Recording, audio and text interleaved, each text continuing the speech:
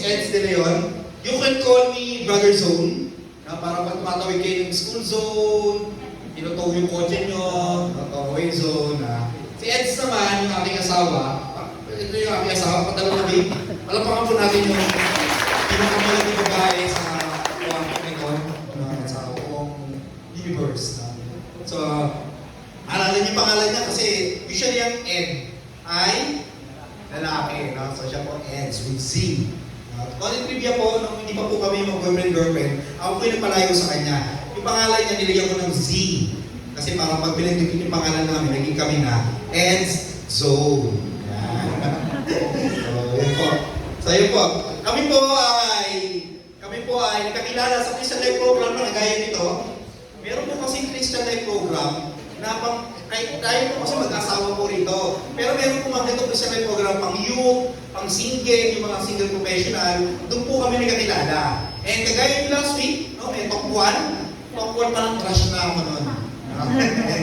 Mamaya siya nga ako naman, iba naman yung kanyang nasabihin. So mga kapatid, relaxan po kayo. Kami po ni SI nagkakilala 2003 sa Christian Life Program na gaya nito. And 2009, nung kami po ay nagpakasal, napunta naman kami sa Couples for Christ. Kung marinig yung Couples for Christ, ay mga facilitator nyo, yung mga t-shirt, yung mga ID namin, nakalagay Couples for Christ. Yung po, dito na po kami nag-serve, no? Ano yung kasi yan, Couples for Christ, tapos ilalim yung Kids for Christ, Youth for Christ. Later on the top number, mga last mga to, mapakilala pa namin kung sino po si Couples for Christ. Pero dito po kami ni Eds nag-serve for the last 23 years of our life. And we are happily serving in our life. Ito na po yung lifestyle namin. Mag-isip pa lang namin, isip na namin, may gabi may Christian Life Program, sino yung mga mamimit natin. Dito na po yung umiikot yung buhay namin mag-asawa for the last 23 years of our life. No? So mga kapatid, ang topic po natin ngayon ay, sabi po tayo sabihin? Praise God. No? So ano pala, sino po rito yung nandito last week? Taas ang kamay? Yan, praise God. No? So, anin na po, tapos ngayon po naging siyam. So, welcome po sa tatlo. Tapos po yung kamay ng tatlong, sige po, yan. Isa, dalawa, sino ba? Tatlo, ilan ba? Apat ba sila? Nabago? Apat, lima, yan. So, welcome po. Ang na-miss nyo lang naman po last week is God's love. No? Nung last week po, pinag-usapan natin, last Saturday, pinag-usapan natin yung Diyos Ama. Gano'n niya tayong kamahal. And yung pagmamahal na yun, minanifest niya sa paanong paraan. So, pamamagitan ng pagdadala dito ng kanyang buntong na anak. So, ngayon naman, yung kanyang buntong na anak, yun naman na ating pag-usapan. Kaya tayo namin, who is Jesus Christ? Ano pong goal natin? Ngayon po, ngayong gabi, alam po natin na malamang po, iba sa atin, familiar na familiar. Close na tayo kay Jesus Christ. Kasi iba sa atin, baka mamaya, nag-sakristan, nag-choir, nag-rosary sa bahay, nag-Catholic school, di ba? So, marami po tayong pinagdaanan ng ating kabataan hanggang tayo ay lumaki na po. Pero ngayong gabi to, ang goal natin is makilala pa si Jesus Christ. Amen ba yun? Amen. So, kung close tayo kay Jesus Christ, bago tayo dumating sa last week, Saturday, or ngayong araw na to, na ang goal natin, paglabas nito ng pintuan na to, kung ganito kayo close kay Jesus Christ, mas close pa kayo ngayong araw na to. Amen ba yun? Amen. Okay na ba yun? Amen. Thank you, service team. Ako ito participant. Okay na ba yun? Yeah. No, praise God. No? So yun po yung ating goal for tonight. And kaya nga po, who is Jesus Christ? No, kasi ito rin isang goal natin. Malaman natin, ngayong araw, sino ba si Jesus Christ para sa atin? Maaaring sa buong buhay natin, simula na pinanganak tayo hanggang ngayon, nandiyan ang Diyos.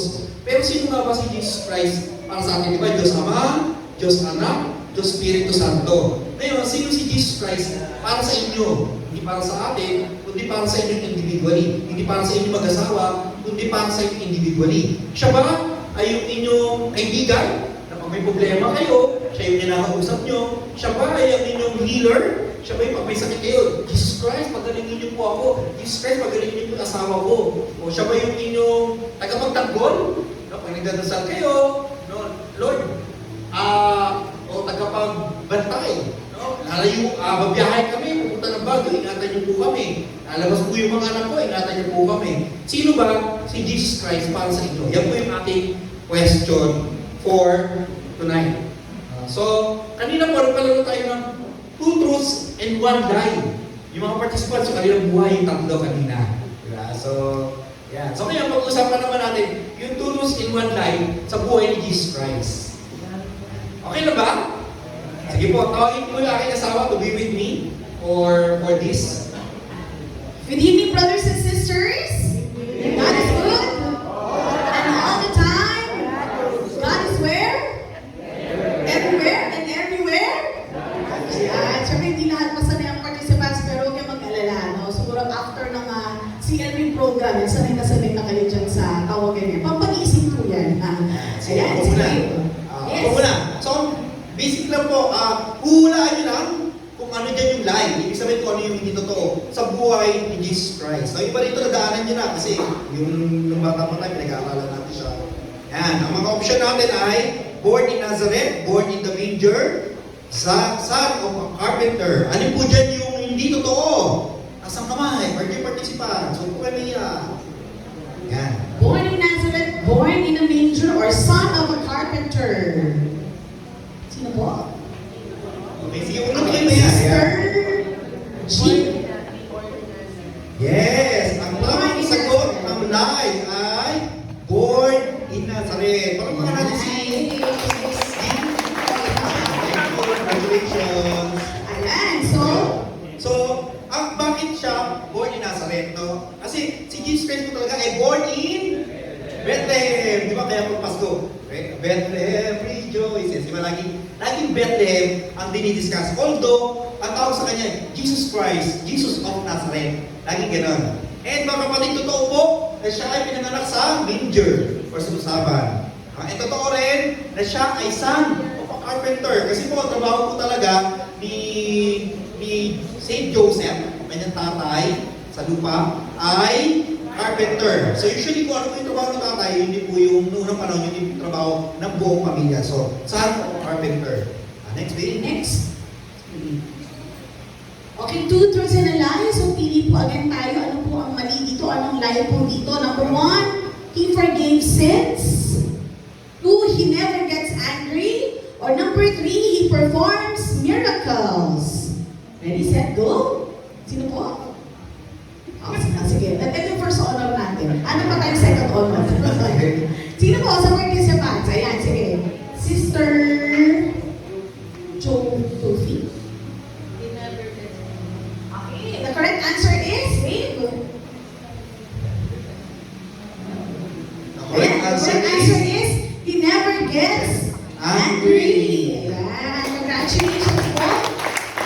Okay.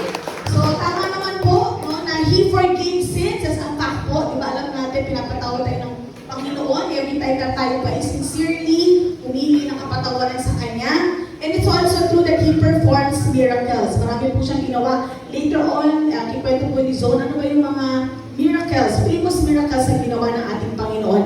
But like po yung He never gets angry. Naalala niyo po ba kung kailan po siya naging angry or nagalit? Ano po? Kailan ba? Sister? Wala nang biscuit to. Ha? Yes, yung nasa temple siya, diba? Na ang ingay-ingay, hindi sila nagsisimba, mas marami pang tao sa labas, mas nagagalit talaga siya. So, ibig sabihin, tao lang po siya, no, na nagagalit din. Okay, sige. Okay, next. Yung pangatlo naman po, again, ito po yung mga choices. He died on the cross, He resurrected after 3 days, and He will never come again. Yeah. The correct answer is... Ay, wala pa pala correct. Wala pa pala. Yes? Participant ba itong batang to? Tanko, ano ba? Ha? Ang participant anak. Sige, di dapat parents mo sasagot. Sige, sino po? Turo na. Sino Turo parents. Kayo po tinuro. Tinuro ng anak. Unlike when he will never come again. Yes. The correct answer is He will never come again. He will never come again. No? Kaya nga nung ating dasal, no, that Jesus Christ will come again. Hindi lang natin alam kung kailan siya. No? And syempre, mga kapatid, totoo that Jesus Christ died on the cross and He resurrected after 3 days. Yan po yung mga katotohanan. Next po, two truths and a lie. One, Jesus is the Son of God. Two, Jesus is fully God and fully man. And third, Jesus is half God and half man.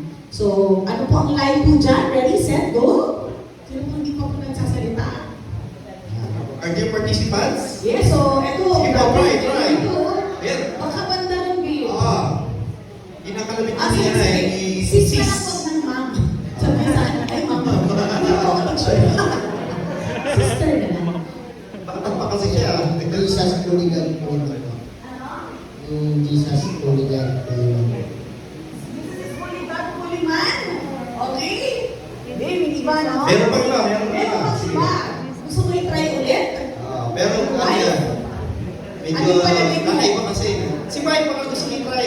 Sister, Oo, wife. Ito si sister. Okay lang, ula. Baby, si, ano yun? Si Sol. Ano dyan yung lie? Ano yung line? Si sister na lang. Ano, try ni sis. Sige, sino gusto mag-try? Sino mga participants? Bukod sa first solo namin. Okay? Meron ba sa atin? Meron ba sa likod? Gusto mo natin i-try? Yan, okay? So, Jesus is half God, half man. The correct answer name is? Jesus is half God and half man. Jesus is half God and half man. Explain mo, babe, kasi medyo controversial. Yes, so controversial yan. So, syempre, unang-una, Jesus is the Son of God. Agree po tayo doon? Okay, sabi natin in the name of the Father, and of the Son, and of the Holy Spirit. Amen. So, yan po ay truth. Ano pa po? Jesus is fully God and fully man. No? Kasi syempre po, siya po ay both human and divine. Nagkatawang tao po siya, di ba? Pinadala po siya ng ating Panginoong Diyos, no? Para po maging Savior po natin dito. At the same time, God po siya kasi because of the Holy Trinity. And then, ano naman po yung line? Jesus is half God, half man. Kasi nga po, sabi nga po natin, God is a full God and a full man at the same time. So, hindi po siya kalakalahati. Buong-buong po siyang human and divine. Okay? Sige po. So, isa po, alin po dyan yung lie? Jesus is our Savior, Jesus is risen, and Jesus is an ordinary prophet. Ready, set, go. Are there participants? Okay, so Alin Jesus na is yung lie? Jesus is risen or Jesus is an ordinary prophet. Jesus is an ordinary prophet. Yeah, praise God. Correct Ang answer is? tamang maling sagot ay Jesus is an ordinary Jesus prophet. is an ordinary prophet. Yan. So mga kapatid, si Jesus Christ po, hindi po siya ordinary propeta. Naalala niyo po, sa Bible, bata pa lang siya, 12 years old pa lang po siya. Marami na nakikinig sa kanya mga teacher, scholars, and yung mga galing na tao nakikinig sa kanya. So doon pa lang, bata pa lang siya, talagang prophet na po talaga siya. And syempre, totoo rin na Jesus Christ is our Savior. Nung dinalaw pa lang si Mama Mary, pinamang sa chat pa lang, na yung ipapanganak niya ay magiging Savior natin. And of course, totoo rin that Jesus is risen on the third day. Yes, and lastly po, last na po ito. Last The na. two truths and a lie. So the first is, he is lunatic. Ibig sabihin po, nababaliw po. Second is, he raised people from the dead. Or third, he performs miracles. Yan. He said, o sige, si Sir.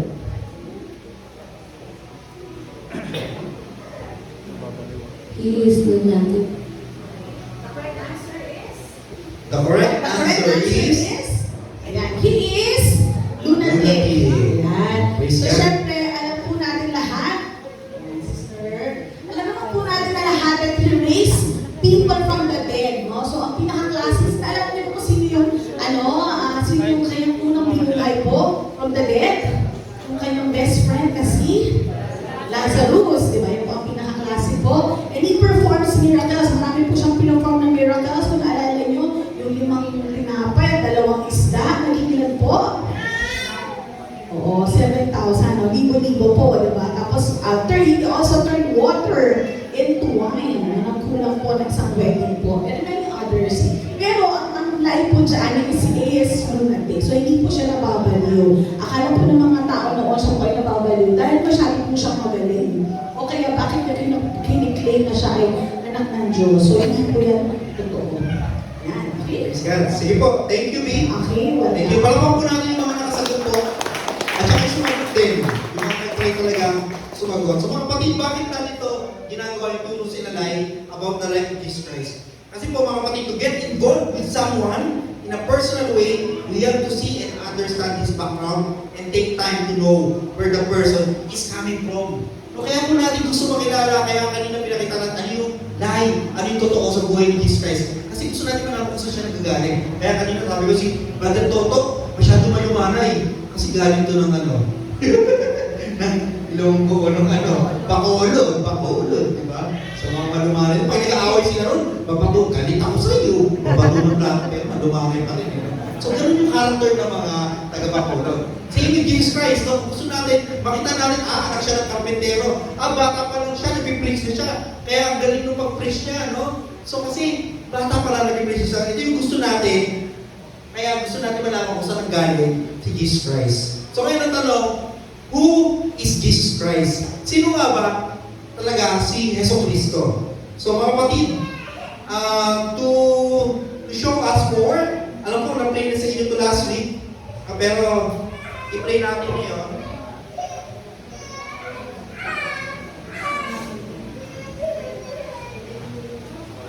Yan, para mas maintindihan natin, sino nga ba si Jesus Christ? Let's watch this video. Who do you say I am? Son of God, I am. Human and divine, I am. Alpha and Omega, I am. Powerful, I am. Prayerful, I am. Gentle, I am. Joyful, I am. Patient, I am. Generous, I am. Kind, I am.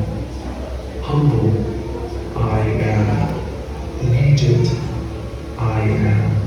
Courageous, I am. Faithful, I am.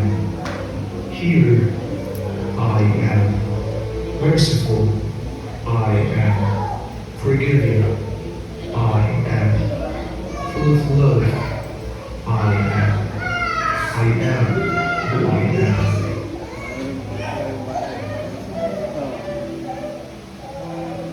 Praise God. Palapakan natin si Jesus Christ.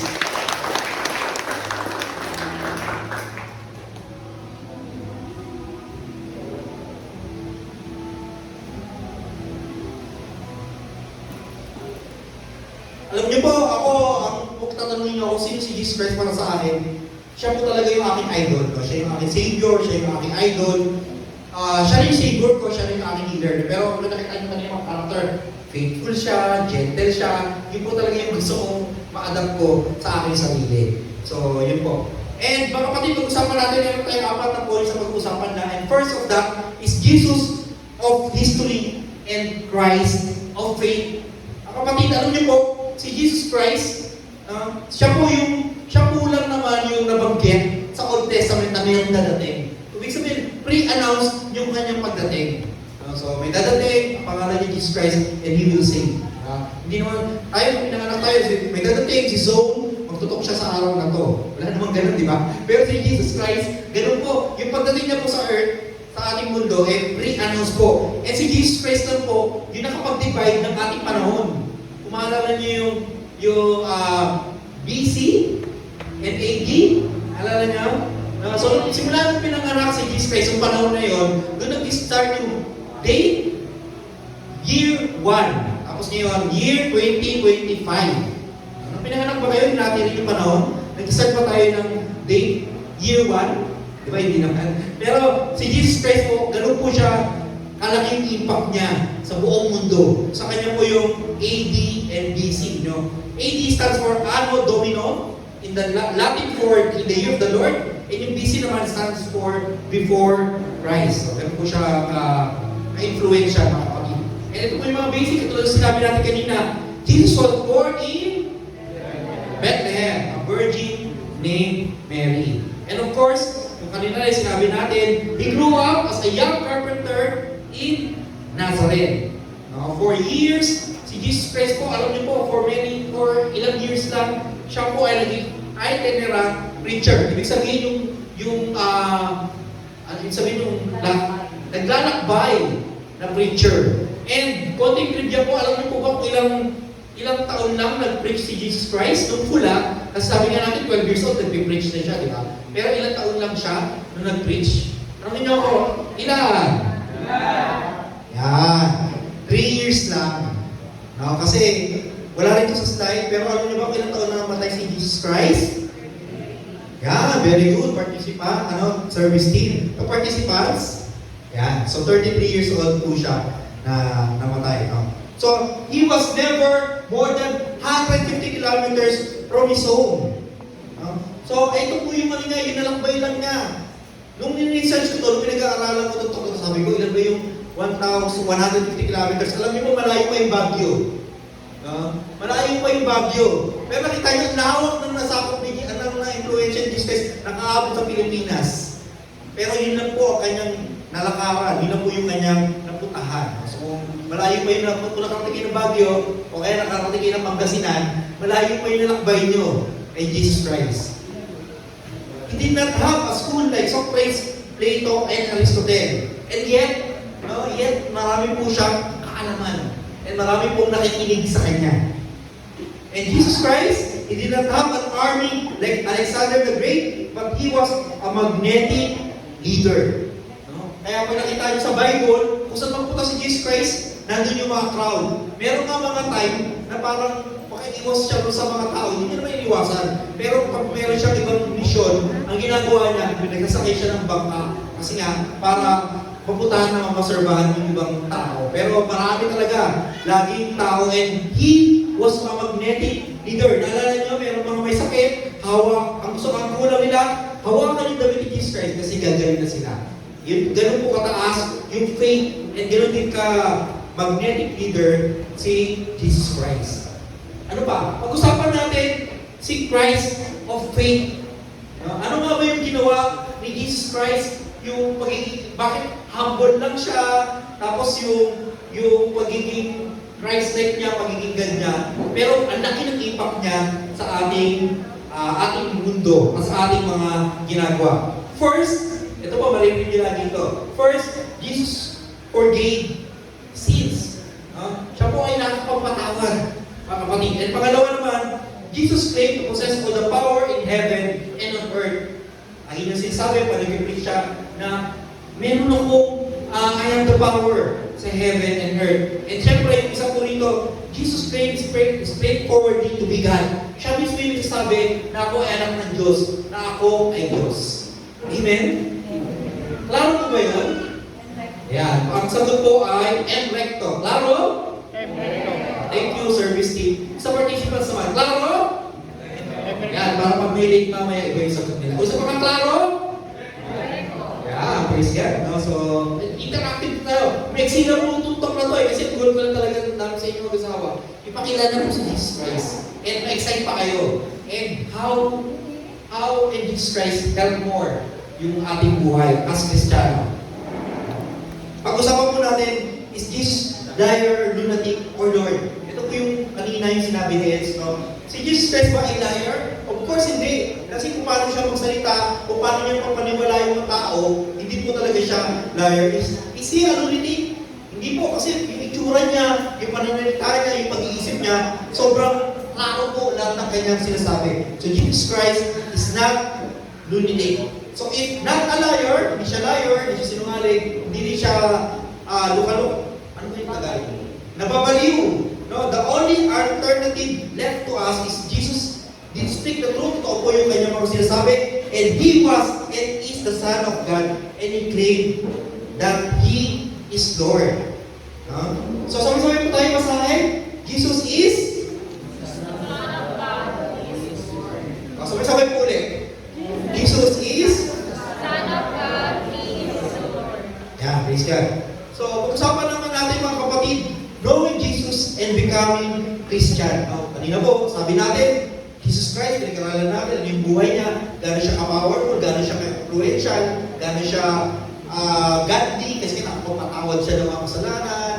No? So, ano naman, yung, paano natin makikilala si Jesus Christ and how to become a Christian? No? Kanina nagtanong ako doon sa likod, tinino ko yung mga pangalan niyo kanina. lahat po sila Kristiyano. No? Ang sagot po ay lahat kayo nabinyagan. Tama ba? Lahat nabinyagan as Kristiyano? No? Ayan. Pero may po itong mga ganitong gawain. Welcome po rito kahit anong religion ha. Kaya next week pwede pa kayo magsama. No? Kasi nga, ang objective lang naman namin pakilala sa inyo si Jesus Christ. So, kaya next week pwede pa. No? So, yun. Take note tayo kasi ngayon lang po ay nabinyagan. So, becoming a Christian. Yan. Jesus' entire life is salvific. It is through the cross, Jesus revealed His true identity. Alam niyo po, yung cross napaka-meaningful niya po. And the entire life of Jesus Christ is very salvific. Ibig sabihin po na salvific from the root word salvation. No, yung panganak niya po sa mundo, may purpose. And that is to save us. No, kaya po siya salvific. And we will know Jesus through the cross. Kaya pag mahal na araw, laging sinasabi ng ibang grupo, bakit pag mahal na araw, pinapatay ko si Jesus Christ, tapos buhayin ulit. No? Kasi po, ang sagot natin, maaaring ito rin, no? We will know Jesus through the cross. No? Kasi sa appearance niya, bakit niya ginagawa yun? No? Kasi mas nakikilala natin si Jesus Christ through that cross. And that cross, which means by which we can truly know Jesus Christ. Yan. So when we truly know Jesus Christ, when we take Him as our Lord and God, when we develop a personal relationship with Him, then we become a truly Christian. So, ibig sabihin, pag kilala natin si Jesus Christ, and mas naging close tayo sa Kanya, tayo po ay tinatawag na Kristiyano. Amen po ba yun? Amen. Klaro po ba yun? Ulit. Thank you, service team. Klaro po ba yun? Yan, praise God. Thank you, our dear participants. So, ang tanong, what it means to be a Christian? Kasi lahat tayo nabinyagan di ba? Lahat tayo nabinyagan. So, what it means to be a Christian? Paano nga ba maging isang Kristiyano? Tanong niyo kung paano? Yan, paano? Yan ang laging tanong natin. Alam niyo po, ang sagot talaga, kailangan talaga close tayo ni Jesus Christ. We are one with Him. Pero alam niyo po ba, sabi niyo ba, ang Kristiyano daw ay is a norm. Kailangan lang meron kang religion. Pag nag-apply ka ng trabaho, nakalagay doon, religion, Christian. Gano'n. Hindi po siya gano'n. So, naniniwala po tayo na may mas malalim na dahilan doon. Naniniwala ba kayo doon? Yan, no? Thank you. No, so, ang ano po rito, but the truth is that Christianity is a relationship initiated by God. No, ito po pagiging Kristiyano natin, hindi po tayo yung nag-ano nito, yung tayo nag-volunteer, I want to be a Christian. Hindi po gano'n. Ito po ay initiate mismo ng ating Panginoon na tayo ay maging Kristiyano. Amen po ba yun? Amen. Klaro po ba yun? Klaro. Yan. To be a Christian is to have a personal relationship with God. No, mga kapatid, since tayo ay follower ni Jesus Christ, tayo po ay tinatawag na Kristiyano. No? So, pero tanong dito, kailangan po talaga meron tayong personal relationship with God. No? And yung mga ganitong gawain, no? Tulad nito, talk number 2, attend nyo last week, mag-attend nyo rito, ang tawag po kasi dito ay Christian Life Program. Diba? May Christ kasi simula, Christian Life Program. Ano yung buhay kasama si Kristo? Christian Life Program. And we are happy kasi you are close sa kay Lord, Jesus Christ, mas naging close yun siya kasi ngayon pong Sabado, nag-effort kayo bumangon, pupunta rito. No, that is building relationship with Christ. Palapakan niyo po yung mga sarili. Ibig na nanonood kayo ng teleserye, nanonood kayo ng Netflix, no? Ano pinapanood natin, Pin? Yung incognito, ganda na awal talaga kami next. Naumuna pa kami sa TV pag Netflix, una na itong araw eh. So yun po, no? Imbis na naglalaba kayo, nagpapahinga kayo, nagluluto kayo ng pagkain, no? Nandito po kayo para pagkaralan po yung buhay ni Jesus Christ at maging close sa Kanya. Amen? Amen. Klaro po ba yun? Palakpan niyo po ulit yung mga sarili mga kapatid. Kasi it takes an effort para po pumunta rito ng Sabado. Yan. Sabi nga natin, yan, yung word of Christian, pag tinanggal mo yung Christ, without Christ, I am nothing. Without Christ, ayaw natin, ganyan po yung totoo pagiging meaning ng isang Kristiyano. And alam niyo po ba, ang pagiging Kristiyano is a person of faith, hope, and love. Faith, hope, and love. So, alam niyo po, kung totoo tayo Kristiyano, ganyan po talaga. Ang totoong Kristiyano po ay may faith, no? Ang ibig sabihin nito, accepting and commitment. A true Christian is one who freely and boldly expresses his faith through people so that they may also be brought further to faith. Yun po yung tao may faith na Kristiyano, yung hindi nahihiya ipakilala si Jesus Christ sa ibang tao. Kasi happy sila na nakilala, mas naging close sila ni Jesus Christ. Yan po yung faith. Alam niyo ba kung sino example niyan? Alam niyo kung sino? Ang example niyan yung ating mga service team. Palapakan niyo po yung ating mga service team. Ayan. Praise God. Yung iba dyan talagang mahihain. Pero nilakasan yung loob. Imbita kayo, kapitbahay, kaibigan, mga kamag-anak. No? Kasi masaya sila na nandito sila. Masaya ba kayo na nandito kayo sa Corpus Surprise? Yes! So, dahil masaya sila, gusto nila ganun din kayo masaya. No? So, yun po yung mga person with faith. And syempre, pag tayo mga Kristiyano rin, ay person with hope. Hope is an attitude on confidential expectation. A true Christian is one who lives fully of hope, confident that will of God will happen and His plan will come to completion. Tanongin niyo, sino example niyan? Sino? Ang example po niyan, kayo po mga participants. Palapakan niyo po yung inyong mga sarili. Kasi alam niyo po, kaya po kayo nandito, kasi nag-hope tayo. Amen? Nag-hope tayo na yung relationship natin, mag-asawa, maganda na, mas gaganda pa. O yung buhay natin, mag-improve, bless tayo ni Lord sa ating health, sa ating trabaho, sa ating mga business, no, sa ating relationship. No? So lahat po, sa pag-aaral ng mga anak natin, kalusugan ng mga magulang natin. And we are people of hope because we are Christian. And of course, yung pangatlo po, Christian is a person of love. Now, love for one another is what distinguishes the disciples of Jesus. A true Christian is one who loves as Christ loved. Now, tanong niyo ako, sino yan? Lahat po tayo yan. Napalapakan niyo po lahat tayo. Yan. Tanong niyo ako, bakit? Bakit? No, kasi po, kung hindi po kayo love ng mga participants, ay ng mga service team, hindi po nila lalakasan yung loob nyo.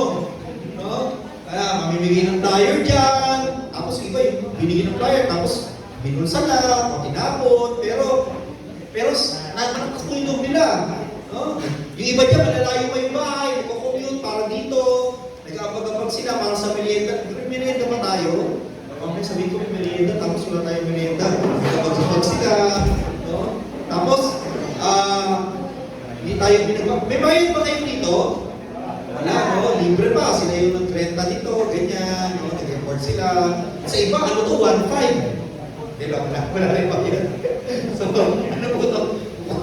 Kawang gawa. And syempre, kayo rin po, no? Kasi syempre, love nyo po yung service team.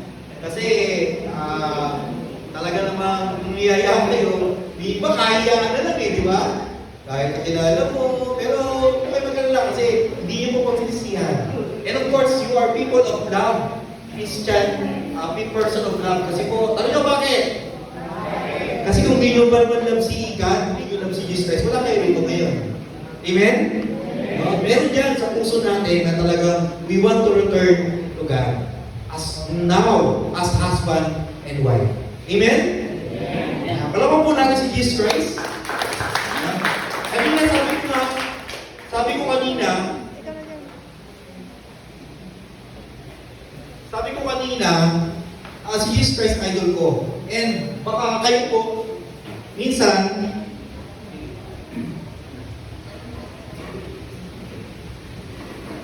po tayo, di ba tanong ko kanina, sino ba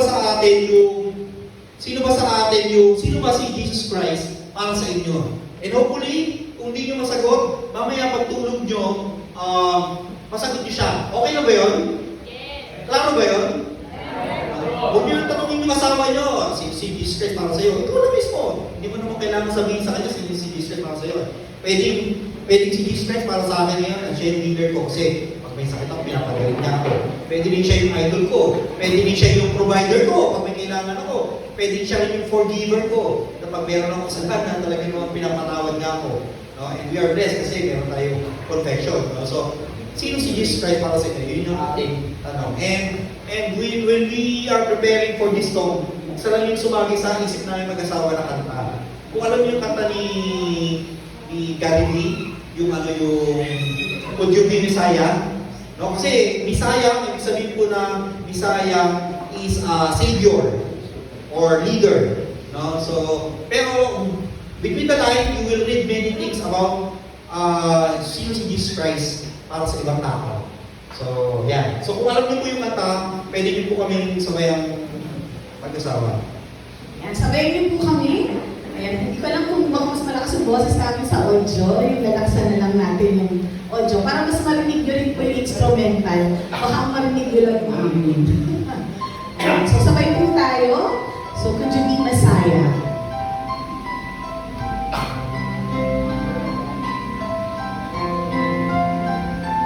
Pag alam niyo po, sabay kaya, so who is Jesus Christ for you mga kapatid? Hindi siya yung leader nyo, siya yung savior nyo. Maaaring siya rin mismo yung leader nyo.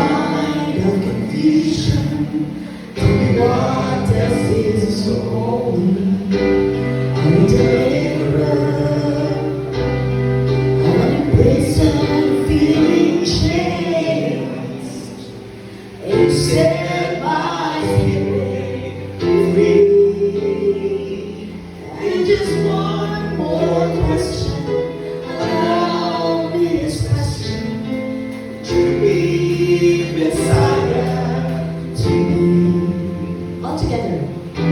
To be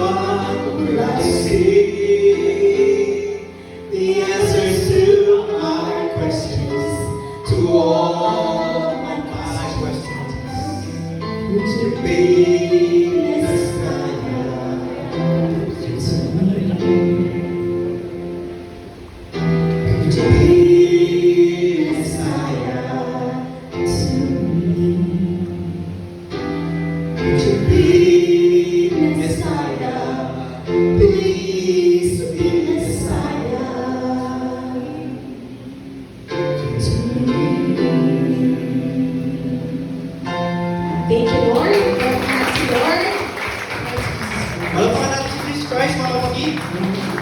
Thank you, Babe, for joining me.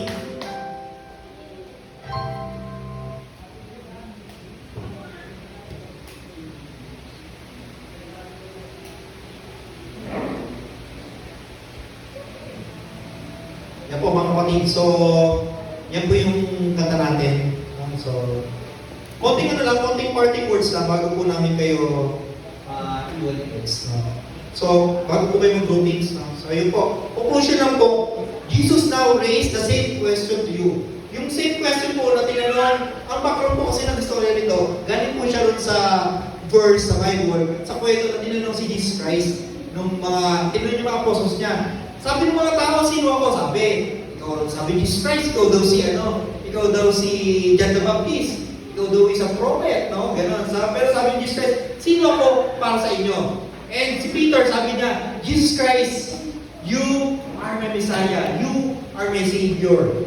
So, sa atin, you are our Lord, yun yung sabi ni Peter. So, sa atin, that's the same question God, Jesus Christ is asking to us right now.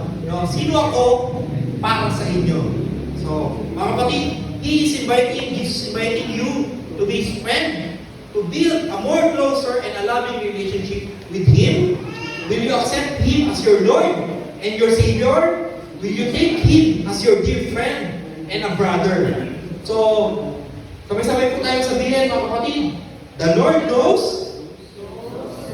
He is waiting for you to embrace Him with all your heart and for you to know His authentic Christian.